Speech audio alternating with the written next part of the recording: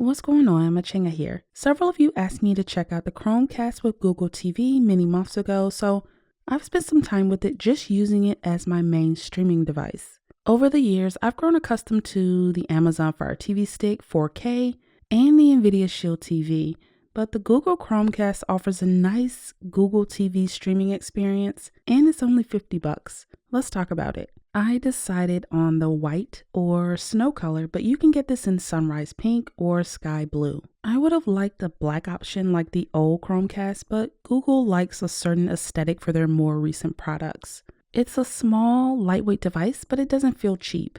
Other than HDMI, it just has the single USB-C port for power. The biggest upgrade if you're coming from the old Chromecast is this little remote. It's a sleek little remote with Google Assistant built in. I like the dedicated buttons for YouTube and Netflix because those are two of the most used, if not the most popular streaming apps on the planet.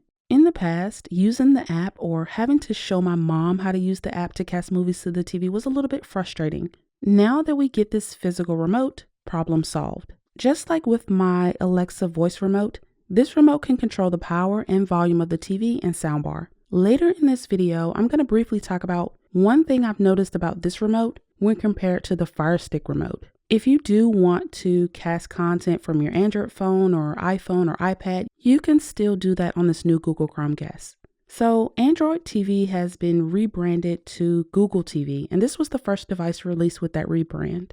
The specs on this aren't mind-blowing, but they definitely get the job done for a nice, compact streaming dongle. We get a quad-core CPU, a Mali G GPU, 8 gigs of onboard storage that you can expand with an external adapter. It's running Google TV, which is Android, AC Wi-Fi, and of course Bluetooth. It's capable of streaming 4K HDR with Dolby Vision and Dolby Atmos. After going through the setup process, which is super easy using either the Google Home app or the included remote, and signing into your Google account, the Google TV interface is nice. It looks similar to the previous Android TV user interface, but it's been refined quite a bit. For my Apple TV users, I'm not going to say that this interface is just as good as the Apple TV 4K, but it's actually second best in my opinion. When this Chromecast with Google TV was first released around 6 months ago, the Apple TV Plus app wasn't available, but it is now. We have access to the Google Play Store, but it is the more limited Android TV version and not the same as what you get on an Android phone. If there are some specific Android apps you have to have, you can sideload those, but that's for another video. Navigating through the home screen and different menus is smooth and there's zero lag. Of course, you can just use your voice to search for movies, TV shows, or even to open different apps. While I'm not a huge voice assistant user, so far it works flawlessly.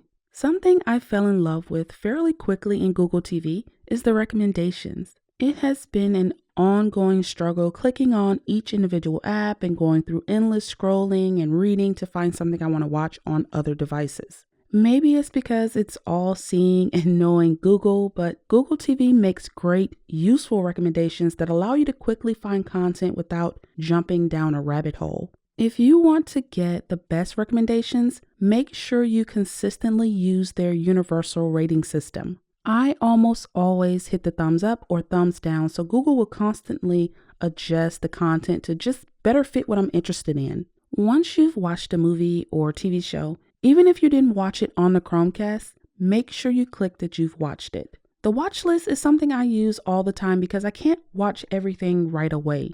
If you don't want to have to check a bunch of individual watch lists across a number of streaming apps, the universal watch list here in Google TV is going to be a big time saver. I normally have my Chromecast connected to a 4K Samsung TV, but I sometimes use it on my 32-inch 4K Dell monitor for watching during breaks when I just don't want to leave my desk. Anyway, the most important thing to me is having 4K video playback where the image looks great and the device doesn't stutter during streaming. Let's hop over to YouTube and check out the video quality. A really common video used as an example is Big Buck Bunny, which plays in 4K at 60 frames per second. It just demonstrates how well the Chromecast can handle this type of media and if the image looks degraded at all. You can easily play content from apps like Plex as well. If you're interested in a full review of Plex or a setup tutorial, let me know down in the comment section. So I've used all of the normal streaming apps I like, including Netflix, Prime Video, Disney Plus, Discovery Plus, and several others, and I've had no issues streaming with this Chromecast.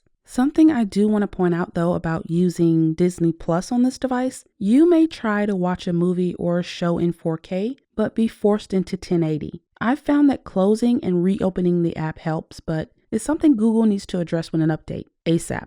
Even though this Chromecast only has the single USB-C port, you can use an adapter to expand the storage while also providing power to this device. I'll leave a link below for the adapter I'm using, but anything similar to this with the USB-C port will work. This is a 64 gig micro SD card, but you can use a larger or smaller one if you prefer. Once it's plugged into the Chromecast, you'll see in the settings, then storage, that the card is recognized. Now you can add movies, TV shows, and apps to it. So I don't do any streaming or browsing the internet without having my VPN turned on. You can install the VPN on this Chromecast and even on your Fire Stick if you're using one. I'll leave a link below to the VPN I've used for many years and still recommend. Now, before we wrap this up, I mentioned earlier something I noticed about using this remote over the Fire Stick remote. The Amazon Fire TV Stick remote has randomly disconnected on me several times just for no apparent reason. I've actually had to repair it a few times just to get it working again. I have not had that issue with the Chromecast remote at all. It's been seamless and reliable. The Chromecast with Google TV costs the same as the Amazon Fire TV 4K, but I've had a more positive overall experience with the Chromecast. This isn't going to replace my NVIDIA Shield TV, but for $50, it's an easy recommendation. If you want to see more videos like this one and more streaming content, hit the like button. If you feel like it, jump down in the comment section and tell me what device you like the most. If you haven't already and want to show your support plus be a part of upcoming giveaways on the channel, subscribe and make sure you tap the bell icon so you'll be notified every time I post new content. Thanks so much for watching, and I'll catch you in the next video.